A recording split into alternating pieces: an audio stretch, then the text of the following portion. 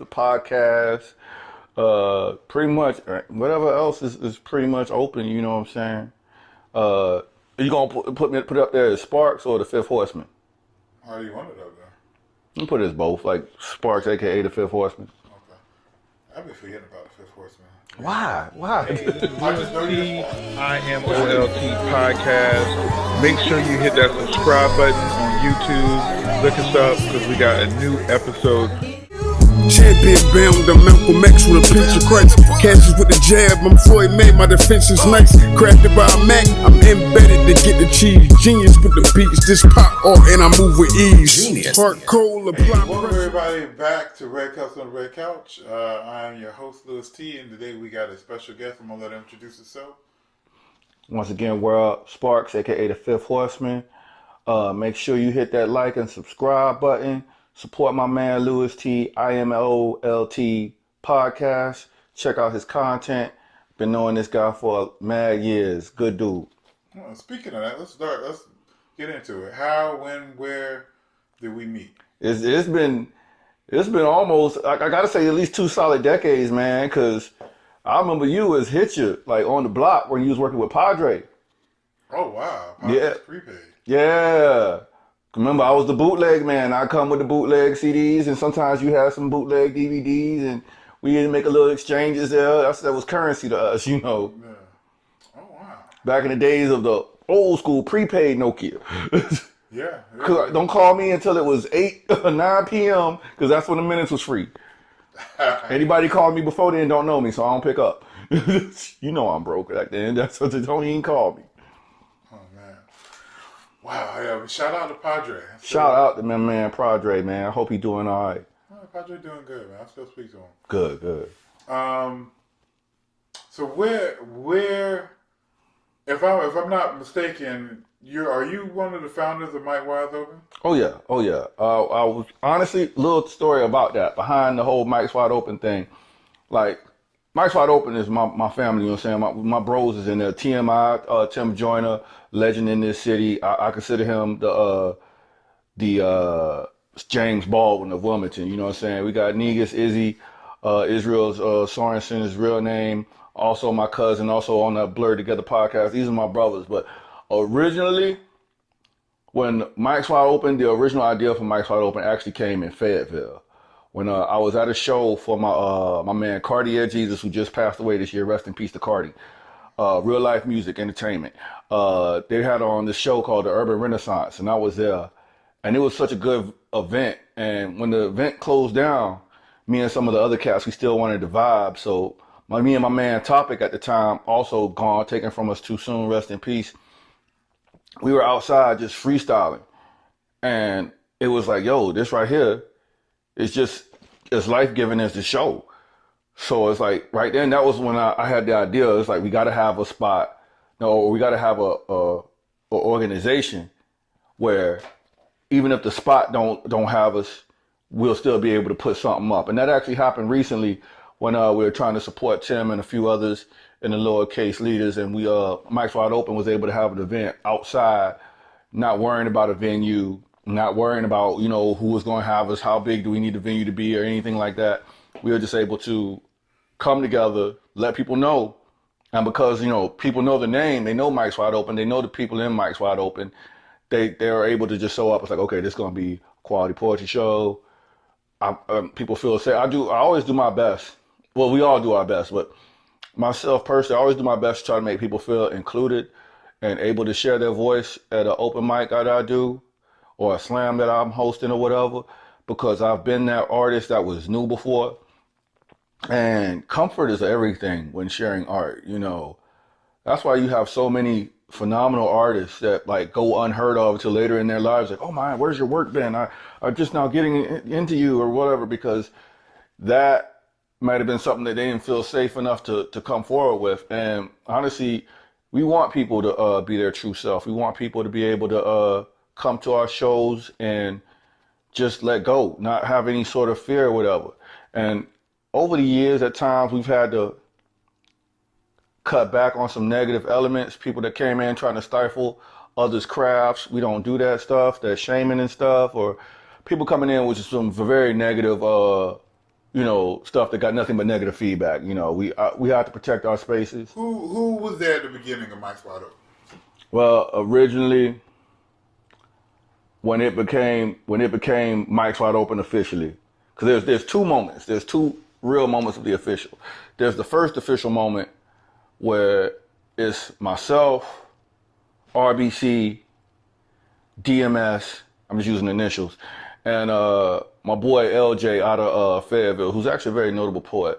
And that's when we was like, okay, this is gonna be the brand. This is gonna be what we go through just to uplift poetry in Wilmington, just to make sure that Wilmington always has a backbone of poetry that we could continue to do work through. Because in not just Wilmington, but in any city, when you're trying to bring forth an art like poetry, and if you tie it to a venue and that venue goes under, as we see so many bars downtown go under, so many establishments be here one day, gone the next, especially during the COVID era. You know what I'm saying? People have to do what's best for their business. And sometimes that means shutting down. And all the people who might have loved that area or loved that place, okay, cool. But when that happens and your whole event was tied to nothing but that venue, your event dies with it. Your crowd dies with it. There was a group that used to get together at a place called Old Books before it even moved. And when that first location, no, Rebel Books, I'm sorry. When that location had went down, so did their whole meeting space.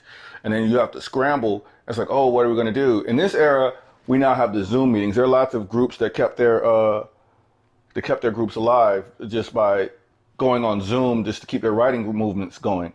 And Mike's Wide Open, we did a couple of online shows, but we felt like it was kind of oversaturated to a point, because you always had something else going on. Everyone was on live. So it's like, now the goal was we were competing with the downtown scene, which was like all clubs and stuff. So you want to do something that's not a club. People always want to complain. It's like, oh, well, downtown is nothing but drinking and clubs and blah, blah, blah. Okay, well, we added some culture to it. Come out. So that was always our competition right there. It's not so much that we're better than anyone, we're just different. We've always been different, and we allow you to be different. So yeah, even if you're still going to go out to the clubs, come here and check us out. We wrap up our shows almost by midnight every time, just about. Especially when I'm running things. I try to bring lots of my friends I've met over years traveling and doing poetry. I've had Roscoe Burnham. She's the first ever poet laureate of Richmond, Virginia. And he's selling overseas. Like came and do a couple shows for me. I had Boris Rogers, AKA Blues, the voice of Charlotte. This guy is like, when you go to a Charlotte Hornets game, it's his voice you hear. When you go to a Panthers game, it's his voice you hear. This guy's an Emmy-winning poet, and he's come to our shows. We had Ed Mabry, who was like the most award-winning poet in the world. Tim was able to hook that one up. It shocked me. It was great. He came through. I've had really big notable names. Jay Ward, the number one poet in the world right now. Well, back at the time. The number one ranked poet at the world at the time. Let's start their shows, you know what I'm saying? So we're able to get names like this just to come through to Wilmington that you normally wouldn't even get a chance to hear about, And it's all because we know, and me and a lot of these guys have also been in the same boat, where we know a scene that's coming up is going to need a little helping hand from time to time, because poetry is one of those things that has to, in spoken word period, not just poetry, because poetry's always survived in some forms of another, but spoken word, as it's now just getting known for entertainment purposes, it wasn't always that. And even though people are finally starting to see a couple like really, really good poets on TV and stuff, that wasn't the norm. Like, people were grinding just to be seen at all. So when people started thinking about, oh, okay, there's Saul Williams and old boy from America's Got Talent. Yeah, there's like you got poets in your own city that's dope. You just got to come and support them. Just like any one of your friends that's an artist, locally, if you're always upset that there's nothing in your city, it's probably you, because there's people in your city, and a lot of y'all aren't networking. A lot of y'all just aren't coming out to support each other. Like, if we would support each other more, and I know you've been to a couple of those shows and everything. You've always supported and, show love, and we try to show love back. But, the community at large has to do that as well, because otherwise we don't have a scene. And if we don't have a scene in this area, instead of the next man having somebody to support him coming up, he's going to have to start, or he or she or they are going to have to start all the way from the beginning, all over again, to find, well, where do I get these artists from? Where do I find my voice, et cetera, et cetera. And it's always been an uphill battle. We try to take the uphill out of the battle. You know, it's still going to be, you know, getting on that stage is always going to feel frightening. It's always going to feel like, oh, wait, is this too personal to share? But you're going to have a place to do it. So what year did you get established? Wow, the exact year, I want to say 2009, 2010. Okay. Because Go ahead, I'm sorry. there was another come together moment where it was myself, TMI, my bro. Like, when he's the most serious member of Mike's Wide Open I've ever seen in my entire life. Like, when people, like, there are sometimes most who like, so was he there at the start? Doesn't matter. He might as well have been. And he was actually supporting us before he even joined us. I was like, yo, bro, come on, get on. And he was like, no, let me. But when he finally committed to it, he was all in. He got it inked on his knuckles and everything. When I say the Mike's Wide Open business, me and him are business partners. That's my bro. You know what I'm saying? Like, we actually made it a thing. And it's just so we could, like, give back to the community. Also, I mean, it's never been about making money. People are like, oh, you talking about give back to the community? No, we give back to the community before we've ever taken a check. We don't even make any real money off of this. People are like, oh, y'all got these shows, y'all got these big names. Every dollar we get, every bit of money we get goes back to the art when it comes to Mike's Wide Open. Anything we've gotten through Mike's Wide Open, we put back into it because we know it's still growing. It's still a growing scene. It's still something that, you know, you're not going to be able to control where your sponsors come from. Like, I was able to get sponsorship a little bit. Now I don't have sponsorship. So it's different. So you have to invest in yourself. And by investing in yourself, we are investing in community. We do invest in the youth. TMI especially, he always goes hard. He goes harder than anyone I've ever seen. And honestly, when it comes to the years that we've been standing, he's probably the most consistent, period, as well. Because, you know, I'm consistent, but I work a lot. My schedule doesn't always allow for me to be there and, you know, show the flag at certain, like, other events around on the town. But he's always been there. And he's the face you always see, and he's definitely the most consistent out of all of us when it comes to being present. I mean, I think anybody that knows Tim, I was about to say anybody that knows Tim great. That might not be true. Yeah. People either if you know Tim, you know how you feel about him. Yeah, you love him or hate him. But right now, this is about sparks. Oh yeah, most definitely. Most shout out definitely. to TMI, man. Shouts out to Hitcher, my my dude. my bro right there. Now forget Louis T. Shouts out to my man Hitcher. That's who I'm talking to. So, 2009, you said roughly. Yeah, 2009, 2010, roughly. Was the Poetry Jam by Coast 97, was that a thing yet? Oh, it was already that they were the pioneers to say the least. However, they would always coincide mostly at the time with, like, you know, the Black Arts Film Festival and so forth, and they would be so infrequent. Not saying that's a bad thing. It's just like your radio station, you do whatever you can, whenever you can. You know, that's not your focus. I understand. I'm throwing no shade. I have no beef. But because of that, you know, once in a while thing, yeah, it's nice. Kind of like the Super Bowl. Right. Well, or at least the playoffs, you know. Yeah, the playoffs. It's like the playoffs. You know, whereas you got to have a regular season, you know what I'm saying?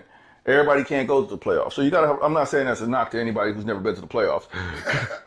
Look, no, everybody can't go to the playoffs. I'm a Panthers fan. We don't always go to the playoffs. We got to get good. We got to get there. You know. You got to sharpen, play games. And then people recognize talent after a certain point, or at least they recognize the grind, you know. You got to have, so and that's another good thing about. Because I've seen you in the playoffs. Oh yeah, I've been on the playoffs. You know, I've been in playoffs in other cities as well. You know, the away games are a lot of times just as tough, if not harder, than the home games. So, since we use the sports analogies, and I've got, to me, a lot of dope people for it. Like, the fact of the matter that I go different places is what gets me the, I'm not gonna say notoriety, but the credibility to where people will want to come and see what I've got going on. So, like, Moody Black from South Carolina, probably one of the most notarized poets in South Carolina. He came and did a show for me. I wouldn't know him if I hadn't gone down to Augusta, Georgia, performed for my boy Sleepy Eyes, who came through at random. My boy LJ put me on to him, and like he was in town. He wanted to see if there was a spot, and it works like that sometimes. So it's like, your man want to rock, he's got a spot. If you vouch for him, he's in. And I had no doubt because it's LJ. LJ put me into this game to a deeper extent. You know, he ain't teach me how to write or anything. But when it came to performing, the grind of hosting shows, he helped teach me how to host. You see what I'm saying? There's a couple people in my history that really added to my style of hosting and my ability to host. One of them was LJ. Well, first and foremost, Mr. Neil Ray. The fact that I get the whole "I want you to be comfortable" thing, I get that from him. Neil Ray is out of Fayetteville. He's a born and bred Fayettevillian, a senior man who's Vietnam, shout out. Exactly. He knows when it's Vietnam. He'll tell you he's Carolina up and down, and they've been running the longest running open mic in North Carolina. This is 2 decades now, and they've been doing it for a long time at the place called the Coffee Scene. Now, it's a funny story. At my first slam, I got killed. I got destroyed. There was nothing I had ever prepared for in my life. I was like, oh, I got my couple poems and they're going to be judged. And oh no, they would like, and when they got to the elimination part and it's like, oh, you done. I was like, what? Oh, so you feel some type of way. It's like, okay, I'm going to burn this whole book. So for people that don't know, what's the difference between like an open mic, a slam? I'm glad you brought that up because I just jumped into it as I assumed everyone knew. But a slam is different than an open mic or jam, so to speak. Because, well, open mic is just like it says, an open mic. Anybody can come up and perform and do your thing for a little time or whatever. No harm, no foul. Then you have what's called a jam or a showcase, and that's when you have these people that you've scouted and you're lining them up just to present and have a good show. Kind of like the poetry jam. Yeah, basically. Then you have what's called a slam, which is a competition where normally the people who are participating pay in so they can win. You know, at our slams, sometimes we match the pot. Sometimes we, throw even more pot up there. Sometimes every once in a while, once we waive the fee for entry. But you're gonna actually go all out if you put a little bit of your own money up, and why not bet on yourself, And I always say, as a person who was initially scared of them, after my first experience, because the first slam experience can be tough, but after my first slam experience, I took it for what it was. It is a great way to get direct feedback on new work because you're getting a live audience and 5 judges that are normally picked at random. So you get 5 random judges and you get to see exactly what they think of your work first and foremost. And a lot of that's, of course, going to be based on performance. A lot of it's going to be based off of how well you connect with the subject matter and how well you make the subject matter connect with the crowd. I tell people, even though it's a point scale, people like to say it's not about the points, it's about the poetry, which is kind of a lie just to make people feel good. Because, if it weren't about the points, we wouldn't be doing this. But points are a side effect of getting your point across. That's what I always say. So if it's not that you didn't have a good poem, it's not that you didn't connect. I've seen people with what I call A-tier poems that I've seen kill in other slams, and they'll go to a certain slam and not kill with it. It's because they didn't connect it with the audience that well. Your judges are going to be different every time you get up there normally. So it's like, what worked with one judge might necessarily work for another. So you have to be able to connect your work with the people sitting in front of you. And that's the challenge of it. And that's also the thrill of it, So there have been times, and I'm not the winningest slam poet ever, God no, but I won Bull City Slam once, and I was so surprised that I fucking won. And I closed with a piece that I wrote about my dead homie who had committed suicide, JJ Kidd, rest in peace. But and then after the slam, my friend had told me that somebody in the community had just committed suicide previously that week, and the crowd was feeling that heavier for the simple fact that it was so recent. So I had no idea about it. If I had known, I still would have done it anyway. But the simple fact of the matter is you don't know what people are going through. So even though one poem might technically be better than another poem, and you say, this person, he has this really good technical poem about, the struggles that we're going through right now. It's very on topic. It's very on point. But then you got this cat who just wrote a poem about his being a single dad or whatever and how he's going to pay for everything. But then you got one of the judges that's a single dad. Another one that was raised by a single dad. It was something that a single mom, and he just recognized the struggle, and bam, that's the one that connects and hits the hardest. So it's not always going to be about the technicality. It's not always going to be about, even the subject matter to a degree, but can you make it connect? How is your delivery system making everything connect? And that's pretty much the difference between slam and an open mic. You're always trying to do those things, but on a more conscious level. I'm consciously trying to make sure I'm connecting with you. And a lot of times in just an open mic or a showcase, you just want to make sure you give out a piece that has no mistakes. You're just worried about, I want to make sure I do a good performance and blah, blah, blah. With the competition aspect, even if you're still making it a good performance, now I'm dead set to connect. I have to connect or else you don't understand me and I don't move on. I try to do that every performance, but more so in a slam, I have that consciousness of how do I connect with these people here, that person there. And even if I don't know who the judges are, sometimes they won't say, hey, judges, raise your hand. Sometimes they leave the judges in incognito. So that means you really have to play to the entire crowd. And it's good. It's good. It makes you a better performer.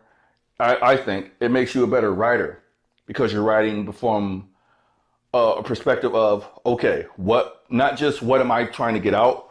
How do I make people understand this? And when you write with that in mind, it changes your writing. I used to be abstract for the sake of abstractness, which, it could lead to some pretty good art, but it doesn't necessarily translate well. You have to be on that level where I was to get what I was saying. And everyone's not going to do that. Everyone can't do that. But then it's like, okay, how do I break this down? If I'm writing this down to be digested, oh, okay, cool. It's like being a chef. Yeah, some people like spicy food, but everybody can't handle spicy food. But then I don't want to come out with some bland boiled chicken. No, I have to find the right amount of level for people who love spice and people who don't, Otherwise, that's not going on the menu in a restaurant. I got to have something that has some appeal that will hit the right way. Where did the name Fifth Horseman come from? Okay, that's dope. Very few people ask me that, but it has a good answer. Back when again, going back to the hostess style, again, I mentioned Mr. Neil Ray. After my first slam, and I was destroyed by a slam, I went to Fayetteville up the road not long after, and Mr. Neil Ray just took us in. Like, me and RBC went over there, and he took us in and just made us feel at home. And it was like, okay, I'm either going to take this seriously or I'm not. I'm like, it's either put down the pen for good or take it seriously. I noticed a lot of people have pen names, and I'm like, okay, if I'm going to be serious about it, I'll get myself a pen name. Wait, but I don't want, like, a lot of people have pen names like Just for Thought or Writeonomics or something, something that's like, oh, my pen's so perfect or something like that. I don't want my pen name to have anything to do with writing, period.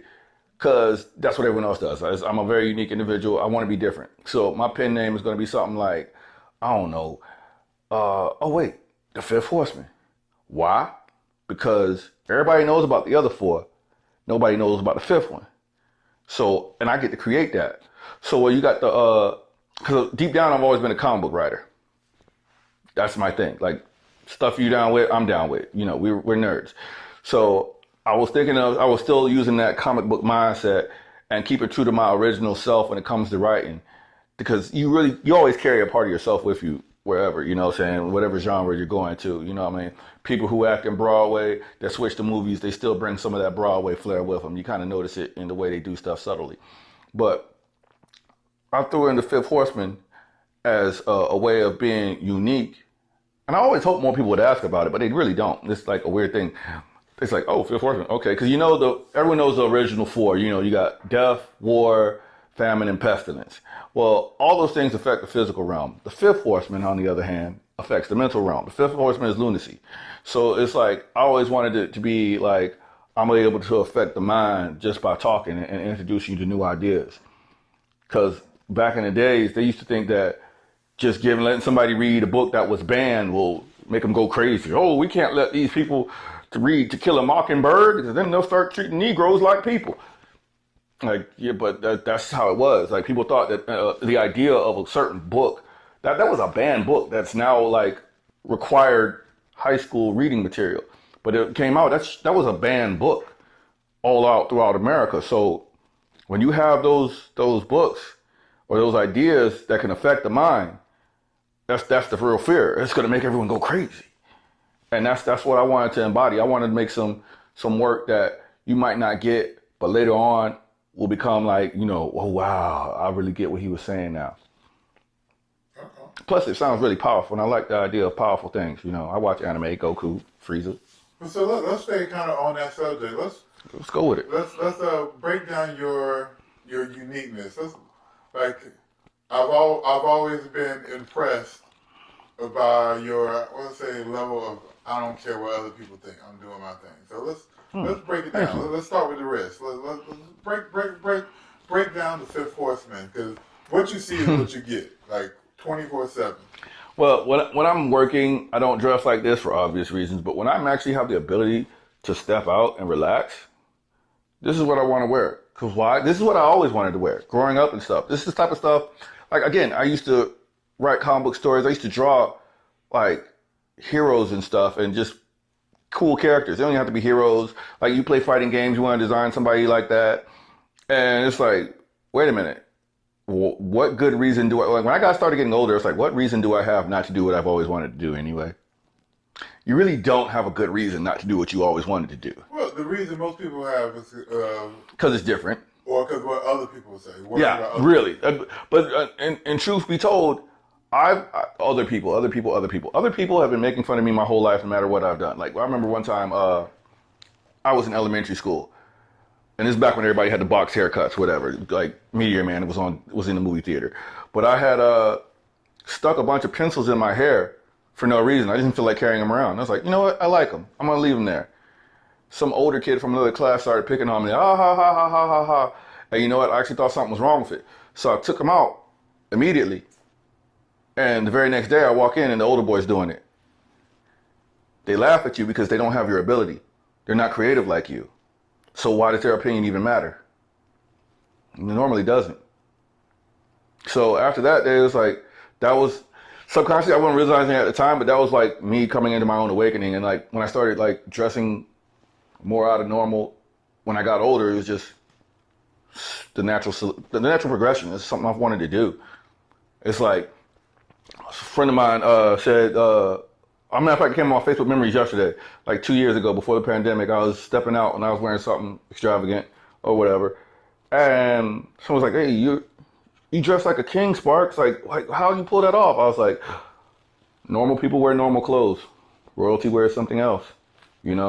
Once your opinion of yourself changes, why not let the outer appearance change? Because I've always felt, better than I've been treated a lot of times, Like we've all, as nerds, we've all come across somebody like joking at like what you do or how you do something. Cool, I was born a nerd, I'll die a nerd, don't really care. It's done very well for me. But the fact that, people get into cosplay all day and that's great. I love it. Some of my best friends are cosplayers. I promote cosplay. And then it's like, you know what? The people I admire most, like coming up a lot of times, they're people who did whatever the hell they wanted and dressed like whatever the hell they wanted. Look at Michael Jackson, the zipper vest back when he was a kid, like when I was a kid. And then you had Mr. T, you know what I'm saying? He had the feather earrings and the mohawk, whatever. And then you had Prince. Well, I wasn't allowed to listen to that much Prince back then because he was more sexual. And Mom was like, no Prince. But still, yeah, the dude was an icon. And like these cats all had unique, different looks. And then you go into like the wrestling. My favorite wrestlers, you have Macho Man, Randy Savage. He wore whatever. Ric Flair came out in whatever, and it was no big deal. So it's like, I can look back, because when you look back go take any sort of 20, 30-year-old magazine from any department store, and you put it in front of a modern kid, and those were like hip, up-to-date styles at that point that they were pushing that everybody was getting, and you put it in front of a kid, they're like, aha, those people dress funny. So 20 years from now, no matter what everyone's wearing, everyone's going to think it looks funny. Even if you thought it was cool, even if it was on like the style of the fashion or whatever, someone's going to think it looks funny. So why would I want to be remembered for looking funny, looking like someone else, when I could be remembered for looking funny, looking like me? Okay. So are you not going to break down the attire? Well, the attire itself, this right here, accessories, accessories, accessories. How you accessorize means a lot because that's where your real personality comes from. Either you're no frills or you're a lot of frills, whatever. The risk. Wait, am I frills? No frills. No frills? Damn. I mean, your kick game good, kick game, strong kick game. I fucks with it. But you know, these right here, ordered them online. You know, simple fact is I come from a long line of warriors. You know, it feels good to have them on. Pretty good in a knife fight. Don't start knife fights, children. It's very bad. But I mean, it's unique. People used to wear it all the time. People sometimes still wear it today when they go like the shows and stuff. I don't wait for those shows. I was at a con a couple right before the pandemic, and I was dressed something similar, you know, more bees. And someone's like, "Hey man, is this for the con?" I'm like, no, just what I wear. Like, it's good to have a special excuse to dress up. It's also good not to even need one. Just do what you feel like. I mean, I'm not going above and beyond. I'm not going super crazy where I'm getting like, oh, well, you gotta lock this guy up for mental evaluation or anything. So there's still that I'm not just walking around the house buck naked just because I don't care what people think. But I mean, I don't care as far as I'm going to accessorize what I want to accessorize. You know, I got the shredder shirt. I couldn't find my Mum Ra one. It's like Che Guevara inspired, but it's like something that people aren't used to seeing. I could wear what everyone else wears all the time. That's not exciting to me. It's like that. Like your clothes would be a part of a personality a lot of times. Like going to elementary school, I had to wear a uniform. What elementary school did you go to? I went to Ephesus. It was a small private school, church school, really. Seventh-day Adventist. Yeah. And Respect. I've been there. I went there. what year? We'll talk about. Okay, wait a minute. Okay, got you. But then I was, we had uniforms after a certain point. So that factor of the matter right there meant that on the one day of the month where you didn't have to wear a uniform, well, every 2 weeks, where you didn't have to wear uniforms, that day is special. Then you get to dress like you. So when you have that mindset of, oh, I'm always going to be in a box except for that one time, you kind of let yourself shine out of the box a little bit more often. You know, and back then I was like a polo guy, you know what I'm saying? Polo and slacks, you know, had some nice, hand-me-down Nikes. You know, we was broke coming up back in those days, but that's your real personality. I was a laid-back kind of kid, you know, but growing up now, not so much uniforms, but you wear work clothes, something that you could easily get messed up, because I do very physical labor in the warehouses and stuff. So it's like, when I'm not there, I don't want to dress like a warehouse worker.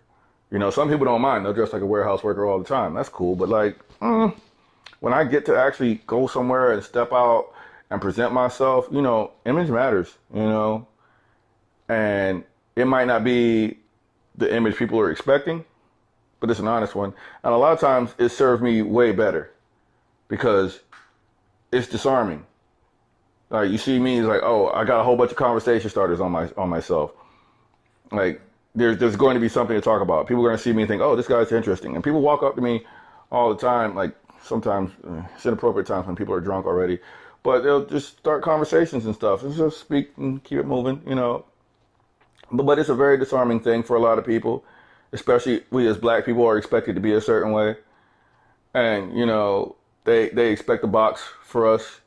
Yeah, I was about to ask, do you feel that nerd, like being that extra, because like you've identified that I'm a nerd, but there's levels of nerdom. There is. You are definitely a higher level than me, I would say. In some areas, yes. You know. I mean, I'm pretty sure your music knowledge, your cinema knowledge probably outweighs mine, because again, I was the music DVD bootlegger, you were the movie bootlegger. So no, I saw music and CDs. Okay, so still, you're a nerd. Like it's just the level of fandoms that differ. And honestly, I go to conventions and stuff, you know, for comic books and like sometimes anime conventions and so forth. And it's, the nerd culture is at an all-time high right now, as we've seen in recent years. You know, I feel like we're still so divided. It is, but and I feel like we're too small to be divided. We're not too small anymore, and that's the problem. People don't know what to do with that. Black nerds. Oh, black nerds. Like nerds. blurs Just and blurred. yeah. Well, honestly, even that's not too small. Like where we came from, our older selves, really small. But the newer generation that grew up on Pokemon, and like I think watching anime at a younger age really helped a lot of people because anime for us was a weirdo thing. You know, you're watching Ninja Scroll. What are you doing watching cartoons? But the generation now, everyone grew up watching Goku. Everyone played Pokemon. You know, Pokemon Go was a trend. So I think a lot of times we still focus on the older blurs. We still focus on the division so much because we're used to it being small. We're used to that whole outcast mindset. So there's a very big survivalist mentality in that. And that's where you get a lot of gatekeepers at. You know, they're always like, oh, no, you're not a real fan because you didn't go back and read the books that I read. Chill. There's enough nerddom in for everyone. Just point them in the right direction if you want them to learn something new. You don't have to shame or berate them.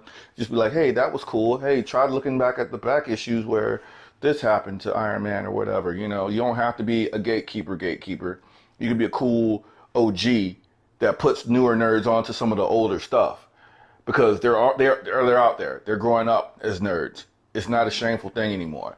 I mean, people are still getting beat up, but the kids are going to beat you up for anything, you know what I'm saying, or fight you for anything. Well, no, I don't even know if they get beat up now. It's all about social media bully.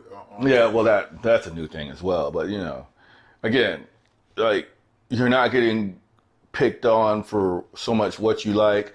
You're going to get picked on for something else entirely. Or like, well, you still get picked on more for your sports team. Oh, you like the Rams or whatever. I mean, So, in my opinion. So you have a podcast. Yes, I do. So like, do you talk about stuff like this on your podcast? Well, definitely. Tell us about that. The Blurred Together podcast is myself, Israel Negus Izzy Sorensen, my cousin, and my cousin Charles Blanks, aka Radical, aka Blankman, aka Blanks with an X.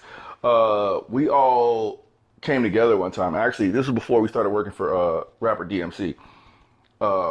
We had came together because our friend Eddie was in town, and Eddie is DMC's booking agent.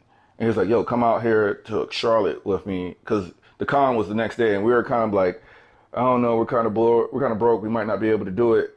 And we all was like, you know what, nah, we just got to do it, because Eddie's there, DMC is going to be there, let's go. So we put everything together. And You know, like Run DMC? yeah, Okay. he's got his own comic book out now, and his own comic book company, Daryl Makes Comics. Oh, nice. So Daryl McDaniels has his own comic book company, and he's also got his own other book that he's published as well. But I think it's 10 Ways to Avoid Committing Suicide. Very good stuff. Very good stuff. And he actually works with a lot of artists of color and writers of color, and one or two that aren't of color. But like every issue is different. And we just work at his booth and like promote when we're at a convention. That's when we went to Baltimore. That's pretty much all we were doing. Is like, and sometimes provide security, whatever's needed. But before that outing, like, and well, after that first outing and before we went to Charlotte, it's like we all like, it's crazy how everything just came together. Yeah, things always got blurred together. It's like, wait a minute, we got something there. It's like, we got to do a podcast. Because people are always telling us our interactions are like so funny. Like, you guys should have a show or something. Ha ha ha. Because, you know, when your cousins are together, you know, it's funny because we're family, but we're also dicks to each other a little bit. Yeah. So they have that brotherly back and forth, you know, and about topics that are generally going to be charging for nerds, period. You know, we just throw that into the mix, and there goes our subject matter. And, you know, we speak on things people sometimes ask us to speak about. We have like online games. Check out the Blurred Together Facebook page for some of the games we have. Like just online choosing games, like the choose your, like a lot of games I have on my regular page that you've seen, I do the same thing on the Blurred Together page, and to a much larger degree, and it gets a lot of good feedback most of the time, or at least active, not negative feedback. You know, as long as people are playing the games or telling us what they thought. And we're going to be doing a relaunch here this year. Check for it. We definitely got to have our YouTube page this time. Right now we're on SoundCloud and on Facebook, so check us for that.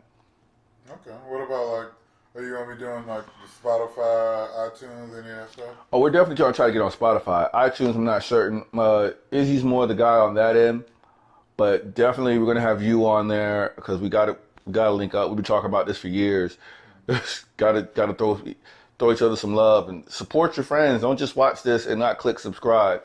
if you're watching this and you at least live in the North Carolina area, come on. It's not going to hurt you to press subscribe. Hit the like button at least. Hey, and one question kind of circling back to the beginning. Go for it. You're just talking about how like Mike Wide Open is a brand, and you can't just and that how that's important to build a brand. So no matter where you take the brand, no matter what venue, it lives on. But that has lived a good long time at a particular venue though. Oh yeah. We were for years we were at Bottega. Like in different iterations of in different iterations of it.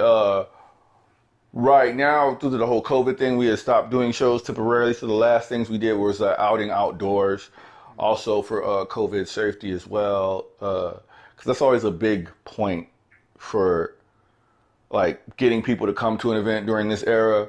It's like you make sure, hey, we're going to be outdoors. So the 6 feet rule is going to be easy to keep if you're concerned about that. Indoors, they're going to have a way reduced limit of in-person attendance nowadays. Like was Bottega the first venue that y'all had at the first official one? Yes. We had planned on one at this place called Trey Benzio's. I remember Trey Benzio's. And this was, as a matter of fact, this was right before Max Wide Open became Mike's Wide Open. This was September 2009, and it was an ambitious show with less than satisfactory results because the venue people didn't really know much about poetry. They weren't there. Like they wanted something more like Def Poetry Jam, but not so much like, they wanted something just to pack the seats. And it was just such a weird night, and it fell so short of my my ambitions for the night. I was so disappointed. Like, oh, that was such a rough show as a first showing. I'm surprised I kept going because that was horrible. It took me a while to get back into it, but yeah, definitely. And honestly, the Soapbox, we had a couple of shows over there back when I first got. Actually, going back to LJ, Lawan Bowens, him and my boy Infinite, Ian Tyson, were doing a tour, and they needed a spot on Wilmington for the tour. So I was like, okay. I hit up old boy Brent that had the Soapbox back in the day. He let us have the basement for a night. It killed. We called it the Underground. Great first show, so good I had to do it again a couple times, and it was a solid show. We brought in some cats from Greensboro one time, and I had my boy being a DJ. It was a nice little outfit right there. It really hit.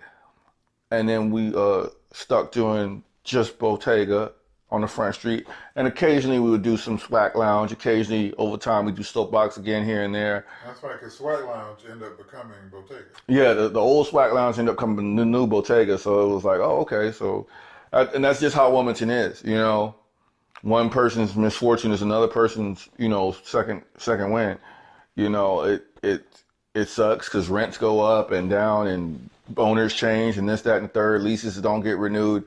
So you'll sometimes have your favorite venue in what used to be your old favorite venue. So that'll happen. That's happened to me a couple times. And with Bottega, it not only moved, it also changed ownership. Right. It went from Sandy to Addie. And so, then you got to deal with, you're used to doing it a certain way, but the new person might not want to do right. And well, we lucked out with that because we're so integral with everyone that it was pretty much a given that we were going to be going with it. We just had to iron out details, which is, again, a lot of my ability to being able to do that or know how to do that comes from some of the influences I had, like Neil Ray, LJ, Lawan Bowens, Cartier, rest in peace. Also, a couple people that I really owe like my hosting chops to, because I forgot to bring this up. Solo, who did the Compound. He's not everybody's favorite, but that's my man for teaching me a lot about the game. He's the first one that taught me. It's like, hey, when you go in there, have a plan.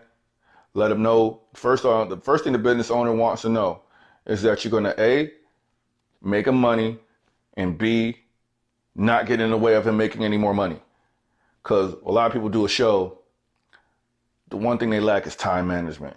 So if I'm booked for a show and it's supposed to end at 10:15, in order for you to continue with your DJ night, my show ends at 10:15.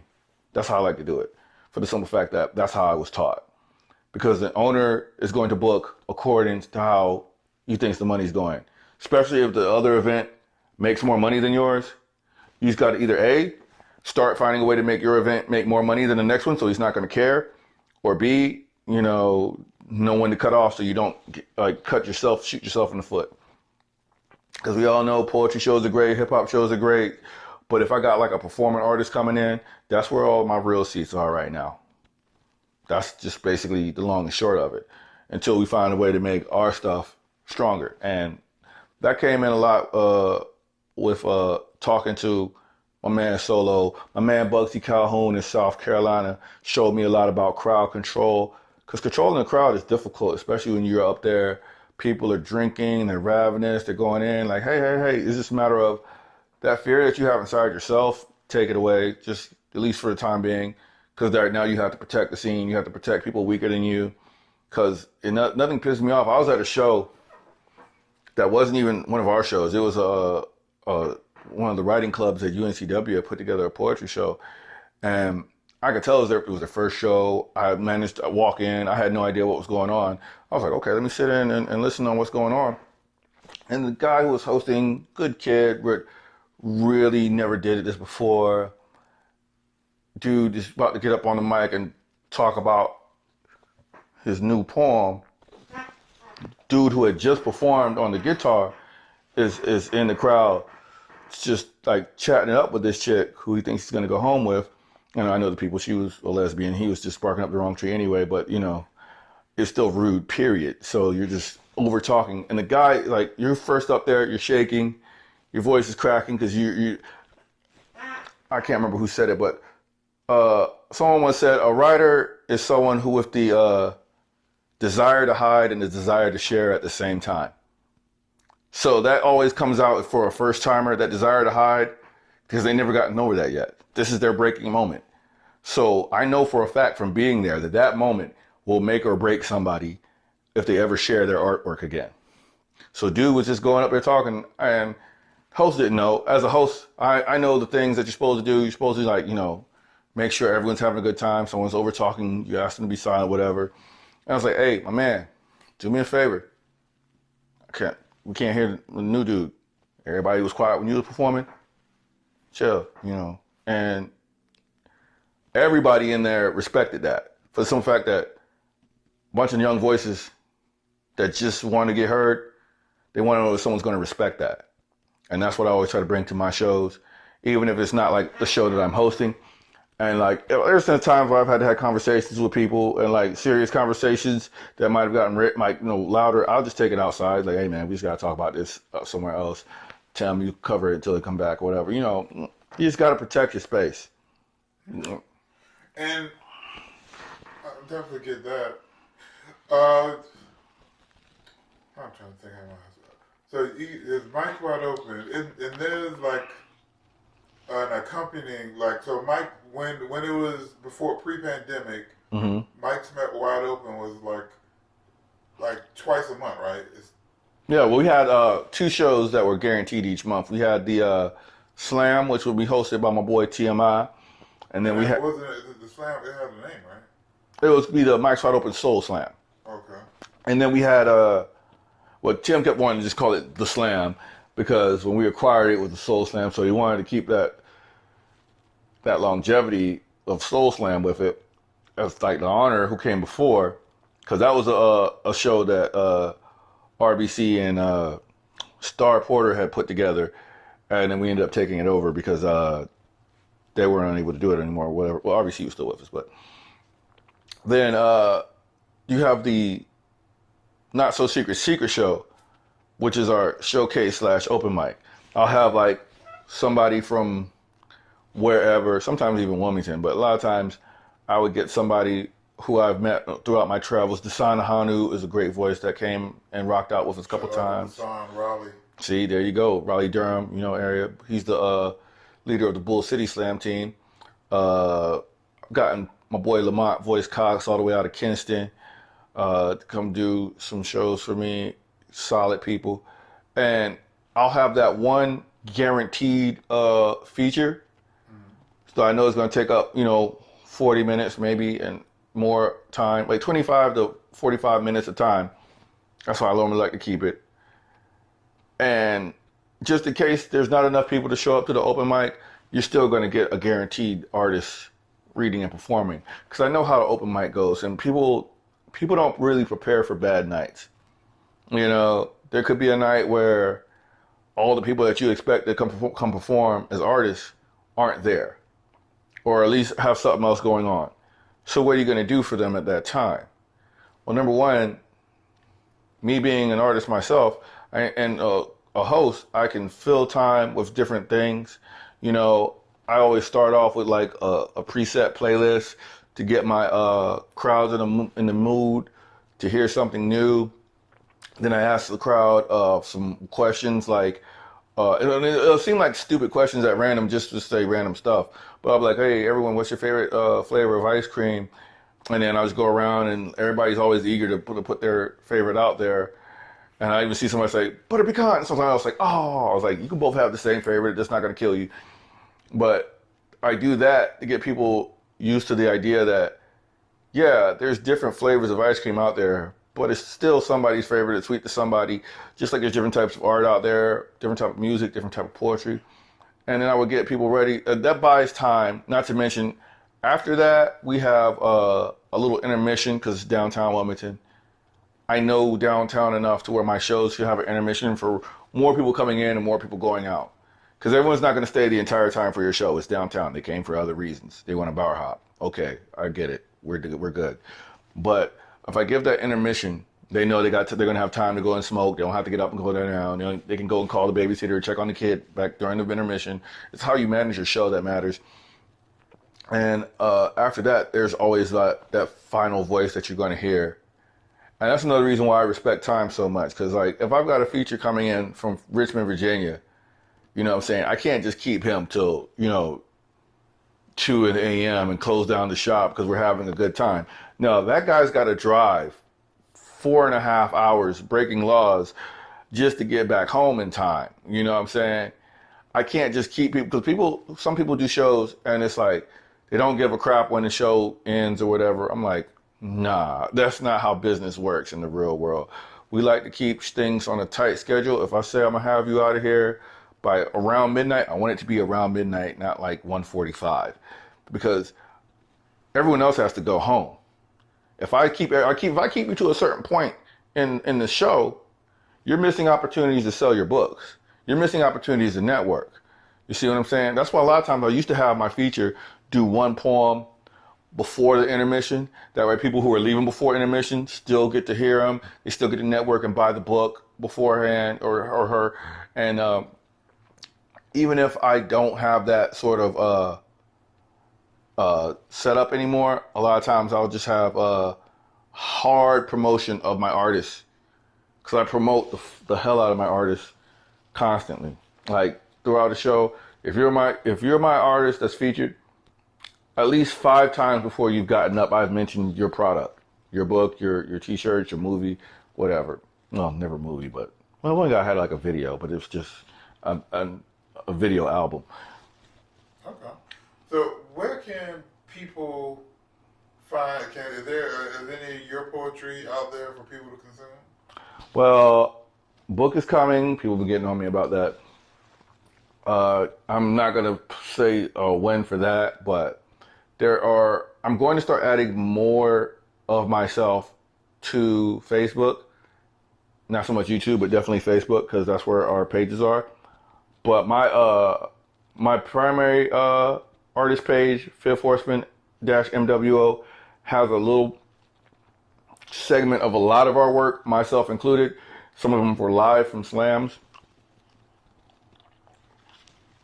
and some of them were. I think all of the stuff up there was live. I think there was only one, but that got taken down. But most of our stuff was it's live, which is probably some of the best ways to see me, and all of us really, is that as long as it's got a good cameraman live is always the best way because you're getting the honest emotion, you're getting the honest connection that you're trying to make with the crowd. You know, I prefer that as opposed to me just doing it for a camera. Although I have done that, I prefer a camera catching the interaction as it happens, if that makes any sense. Anything else I missed? Anything else you want to say to the people? Again, support your local artist, poet, rapper, musician. I know you got money, you're spending it on something. Hit like and subscribe. Don't forget to check out Mike's Wide Open on Facebook, Fifth Horseman of MWO on Facebook, and of course, Blurred Together on Facebook. Hit like. Let us know what you think. Champion bound, I'm Malcolm X with a pinch of Christ. Cassius with the jab, I'm Floyd May, my defense is nice. Crafted by a Mac, I'm embedded.